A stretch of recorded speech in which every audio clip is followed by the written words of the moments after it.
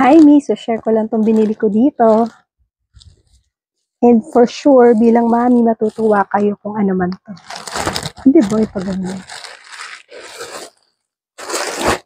Lately kasi, pumapasok si Luna ng naka-eco bag and mukha siyang mamamalengke. Hintong pa ako kasi nakita ako. Look! Ay, nakasupot pa mga Mi. Grabe, less than 100 pesos lang to. Ang ganda, grabe.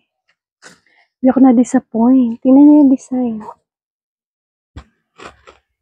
Tingnan niyo yung kapal. Tapos, di-zipper pa siya. And, ang ganda ng lining sa loob. O, diba? Ito yung isa. Ganda. Ay, grabe. Pulido yung loob mga Mi.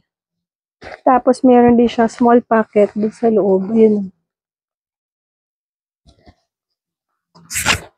Malaki siya, oh. Madami kang pwedeng ilagay. O, yan. Ilalagay ko na yung link sa Yellow Basket, ha? Get yours now!